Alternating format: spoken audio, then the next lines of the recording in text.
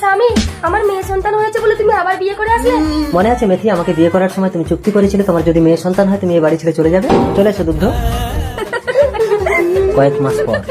বেশি হেসো না দুগ্ধ, তোমারও যদি মেয়ে সন্তান হয় কিন্তু মেথির মতো একই অবস্থা হবে তোমার। কি স্বপ্ন দেখলাম? এই নে, তোর মেয়ে হয়েছে। মা, তোমাকে অনেক টাকা দেবো, তুমি তো পাড়ায় পাড়ায় ছেলে ধরতে যাও, আমার মেয়েটা পাল্টে একটা ছেলে এনে দাও না। ঠিক আছে, ও পাড়ায় বাচ্চা ধরতে যাচ্ছি, যদি ছেলে হয় এনে দিচ্ছি।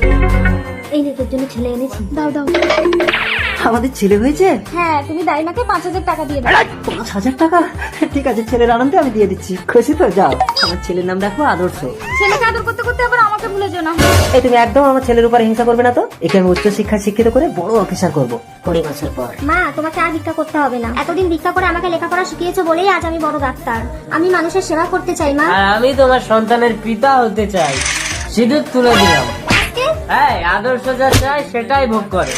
মুদ্রা, কাল রাতে ওই ছেলেটাই ছিল না? তুই কি ছেলেটাকে চিনিস? না মা, চিনি না, তবে চিনে নিচ্ছি। আদর্শ, বাড়িতে তোর বাবা অসুস্থ আর তুই মদ খেয়ে আড্ডা মারছিস? 100 বার খাবো বাবা।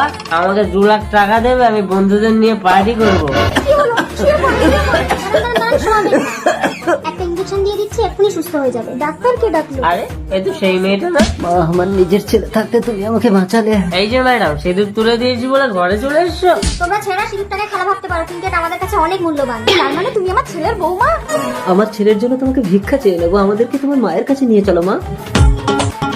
মা, দেখো দেখো কাদের এনেছি। আপনি কন্যা সন্তানের জন্ম দিয়ে ধন্য। আমার ছেলেটাকে মানুষ করার জন্য আপনার মেয়েটাকে আমায় ভিক্ষা দেবেন? কি হলো বাবা, তোমরা চলে যাচ্ছ কেন? মুদ্রা তো নিজের বোন। खत्म हो गया भैया मैटर।